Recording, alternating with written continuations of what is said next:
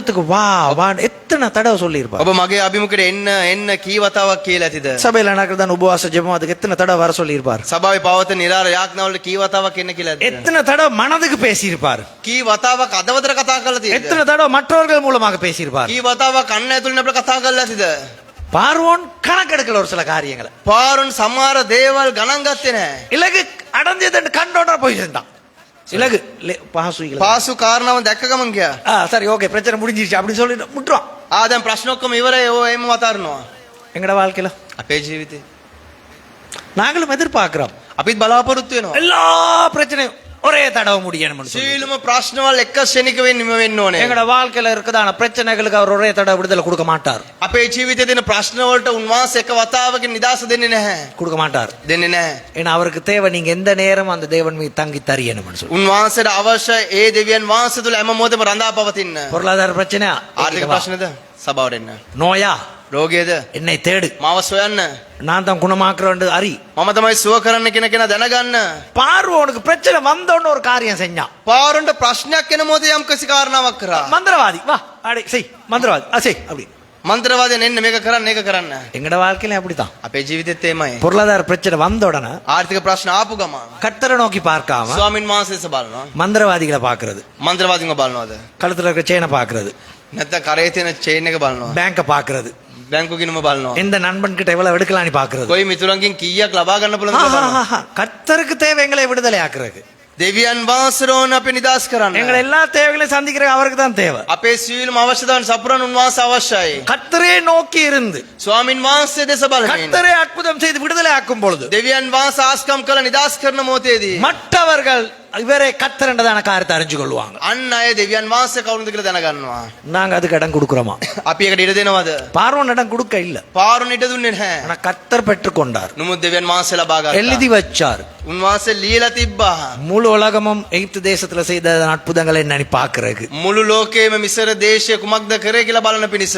அதை கூட நாங்க ஒழுங்கா பாக்குறது இல்ல. ඒක පවා අපි නිස්යාකරණ හරියට බලන්නේ නැහැ. அப்ப எப்படி எங்கட வாழ்க்கையில அவர் செய்தது பாக்குறது? එහෙනම් කොහොමද උන්වහන්සේ අපේ ජීවිතේ කරපු කාරණාවන් அப்ப බලන්නේ? எப்படி தேவன் மற்றவங்கள வாழ்க்கையில செய்த அற்புதங்களை பாக்குறது? එහෙනම් කොහොමද දෙවියන් වහන්සේ අන් අයගේ ජීවිතේ කරපු ආස්කම් දකින්නේ? இன்றைக்கு இப்ப இலங்கை தேசத்துல என்ன அற்புதம் செய்யறாருன்னு உங்களுக்கு தெரியுமா? දැන් මේ මොහොතේ ලංකා දේශ උන්වහන්සේ කුමන ආස්කම් කරන්න කියලා අපිට දන්නවද? அதை நாங்க பாக்குறதுக்கு அவரோடு இருக்கணும். நாங்க අපි බලන්න උන්වහන්සේ සමග සිටිය යුතුයි. நாங்க எல்லாம் கொஞ்சம் பிள்ளையா பாக்குறது பார்வோன் மாதிரி.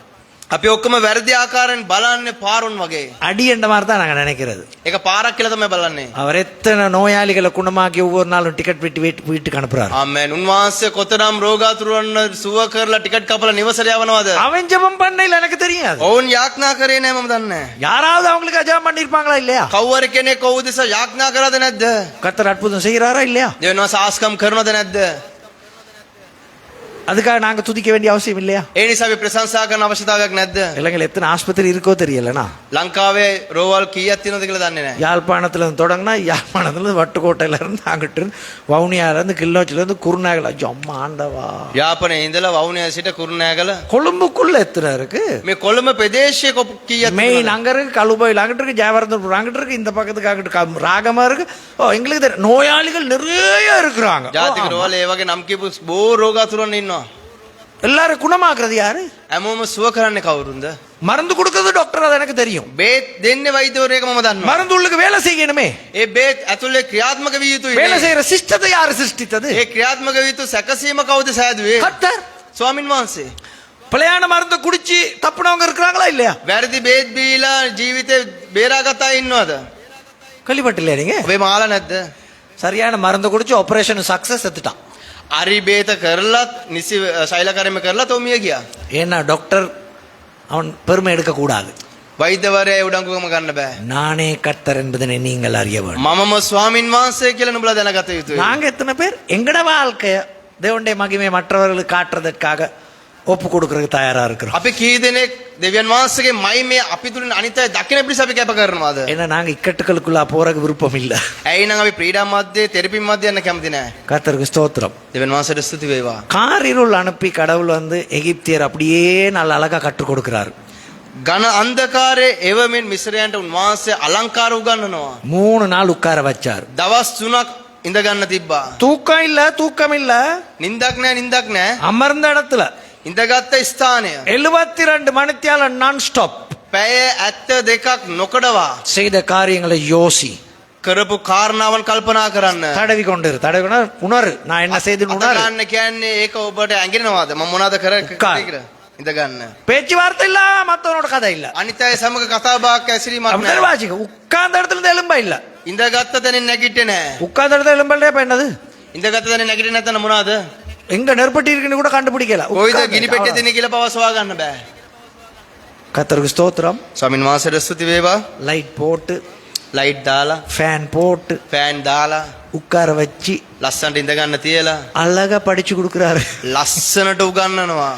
நானே கர்த்தர் என்பதனை அறியணும். ආමෙන්. මමම ස්වාමින් වහන්සේ කියලා දැනගත යුතුයි. நானே கர்த்தர் என்பதை உணர்வதற்காக මමම ස්වාමින් වහන්සේ කියලා ඇඟෙන පිණිස. கர்த்தர் செய்த அற்புதங்களை பார்த்து அவரை துதிக்கிறதற்காக, දෙවියන් වහන්සේ කරපු ආස්කම් බලමින් ප්‍රශංසා කරන පිණිස. அவரை துதிக்கிறதுக்கு விடுதலை ஆகிறதுக்கு தடையா இருக்குது என்னது?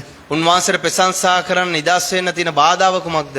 என்னை அடிமைப்படுத்தி கொண்டிருக்கிறது என்னது? මාව වාල්භාවයේ තබා තිබෙන්නේ කුමක්ද? பணமா, මුදල්ද? பெருமையா, උඩඟුකමද? பதவியா, තනතුරුද? உறவுகளா? නැත්නම් සම්බන්ධතාවයන්ද? உறவுகள் ஃப்ரெண்ட்ஷிப்ஸ், මිත්‍රයන් සම්බන්ධතාවයන්? களியாட்டுகளா, ඒක සැමරින්ද? பயணங்களா? ඒ ගමන් බිමන්ද? தேவனுடைய சமூகத்துக்கு வருவதற்கு எனக்கு தடையா இருப்பது என்னது என்றதான காரியத்தை அறியுங்க. දෙවියන් වහන්සේගේ අභිමුඛයට එන්න නොයක වෙන පිණිස මට තියෙන බාධාව කුමක්ද? அவர் எங்களை விடுதலை ஆக்குவார். උන්වහන්සේ අපේ නිදහස් කරයි. எங்களை கடவுளுக்கு ஒப்பு கொடுப்போம். දෙවියන් වහන්සේට எழுந்திருப்போம், අපි නැගිට සිටමු. ஜெபம் பண்ணுவோம். යාඥා කරමු.